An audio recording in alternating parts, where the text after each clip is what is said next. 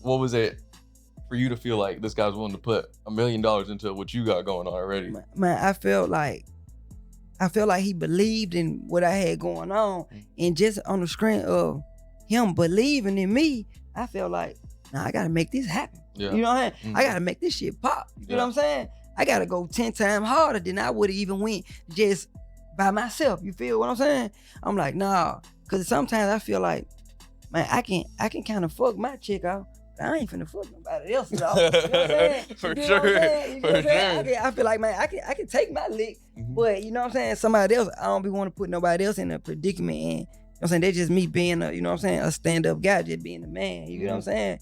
When Big Juke was shot and killed in Memphis in January 2024, the internet did not wait for police to name a suspect. It named one itself, and the name it landed on was BEO Lil Kenny, a Memphis rapper whose entire public image is built around being someone who moves on his ops, who is musically embedded with the artists closest to young Dolph, and whose name literally stands for Bean Eliminating Ops. In the context of everything that had happened between Paper Route Empire and Collective Music Group, that combination hit different. Whether the theory is true is a separate question. What is not up for debate is why so many people believe it. To understand any of this, you have to understand the war that preceded it.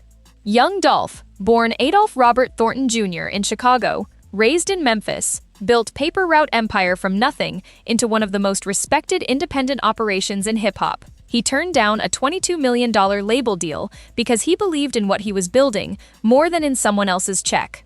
He signed Key Glock, Kenny Muni, Big Moochie Grape, Jay Fizzle, and Snoop bands and built a roster that represented the best of Memphis. His album Rich Slave peaked at number 4 on the Billboard 200, all of it on his own terms. On the other side of the city stood Yo Gotti and Collective Music Group. Gotti had been building his name in Memphis since the late 1990s, and by the 2010s had assembled one of the most powerful independent label rosters in rap. The two worlds were always going to collide. In 2014, Gotti attempted to sign Dolph to CMG. Dolph turned him down publicly, saying he did not want to attach himself to someone else's movement when he was building his own. Clean refusal, real consequences. What followed across the next several years included diss tracks, public callouts, and actual gunfire.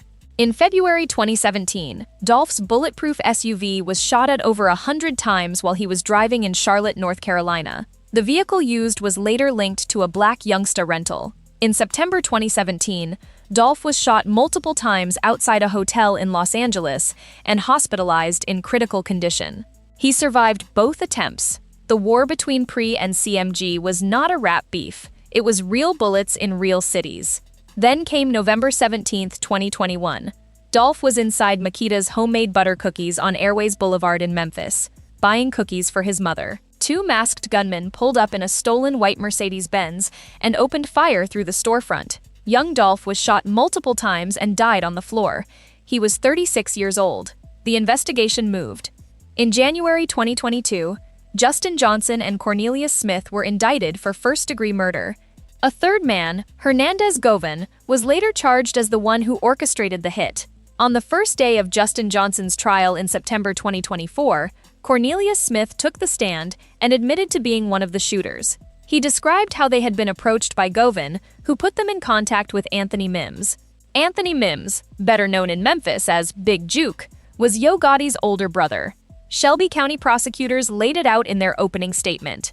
Big Juke had placed a $100,000 bounty on young Dolph's life, $50,000 per shooter, with Govan taking a cut for making the introduction. Smith testified that the arrangement also included the promise of a CMG record deal. Kill a rival rapper, get a record deal. The jury deliberated for approximately 4 hours and returned unanimous guilty verdicts on all counts. Justin Johnson was sentenced to life in prison, plus an additional 35 years. Cornelius Smith, who cooperated and testified, received 20 years. Hernandez Govan went to a separate trial in 2025 and was acquitted. Big Juke had been publicly present in CMG's world for years, seen at events, around artists, visible in footage that circulated online. When prosecutors named him in open court as the man who allegedly put up the money to have Dolph killed, it transformed how everyone understood his role. He went from being Yo Gotti's brother to being the alleged architect of one of hip-hop's most devastating murders. He had already been dead for 9 months by the time that jury came back. On January 13, 2024, Big Jook was attending a repass following a relative's funeral at Parian Restaurant and Event Center on Winchester Road in Memphis. Shots rang out around 4:15 in the afternoon. He and another man were hit. The other man survived. Big Jook did not. He was 47 years old.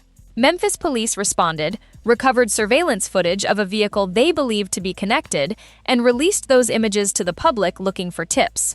As of the summer of 2025, the department's response to press inquiries remained consistent. No updates, ongoing investigation, no suspect has been publicly named. No charges have been filed. His final Instagram post, made before the shooting, read, "They don't want to face you. They want to snake you. Stay alert, stay alive. Watch your back at all times." The internet filled the silence immediately, and the name that rose fastest was BEO Lil Kenny. BEO Lil Kenny is a Memphis rapper whose path into music began around 2013 after a stint in juvenile detention. He recorded his debut album while incarcerated in federal prison, which led to a deal with Quality Control Music, Pierre P. Thomas's Atlanta-based label home to Lil Baby, Migos, and City Girls. It was Young Thug who gave him the name BEO, Bean Eliminating Ops. That name, in the context of Big Jook being the alleged OP responsible for Dolph's murder, landed with the weight of a statement. His connections to Paper Route Empire were not peripheral. He appeared as a featured artist on Kenny Muni's 2024 PRE project, The Blue Seasons. He and Kenny Muni released a music video together for a track called Bodies and Bucks through Paper Route Empire. He also collaborated with Key Glock on a single called Whoop-De-Whoop.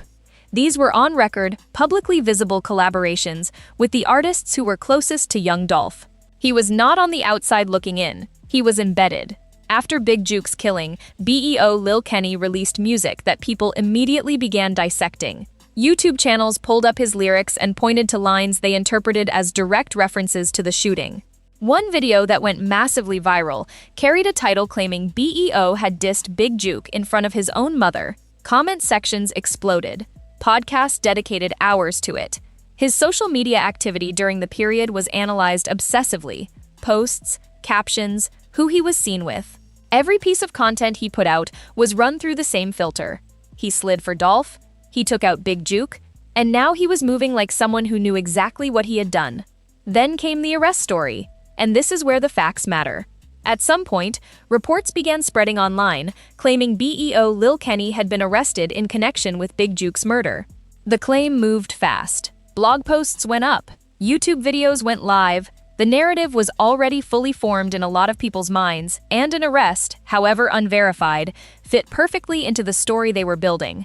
The problem was that it was not accurate. BEO Lil Kenny had not been arrested for Big Jook's murder. The confusion appears to have come from another individual with a similar name who had a separate law enforcement encounter, and the names collided in the chaos of online reporting where speed consistently beats accuracy. BEO Lil Kenny went on record to address the false claims publicly.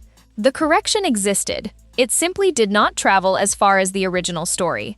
Memphis police have been clear in every response to press since January 2024. The investigation into Big Jook's death is ongoing. No suspects have been named publicly, no charges have been filed. That is the official record. Everything else is the internet doing what it does when a story is this large and the silence from law enforcement is this sustained. Here is what has actually been established. Justin Johnson is serving life plus 35 years for Dolph's murder. Cornelius Smith is serving 20 years after cooperating with prosecutors. Prosecutors alleged Big Jook funded the $100,000 bounty on Dolph's life. Big Jook was killed in January 2024, and his murder remains officially unsolved. BEO Lil Kenny has documented ties to PRE artists, released music The Streets, interpreted as connected to that killing, and publicly denied the false arrest claims that spread in his name. That is the confirmed record. What the courts have not established, and what no law enforcement agency has publicly stated, is who killed Anthony Mims. That gap between what people believe and what has been proven is not going to close anytime soon. The Dolph story carries too much weight for people to let it go. He was a man who built something real, who refused to compromise what he built for anyone, who was murdered buying cookies for his mother in a neighborhood shop. that detail never stops hitting.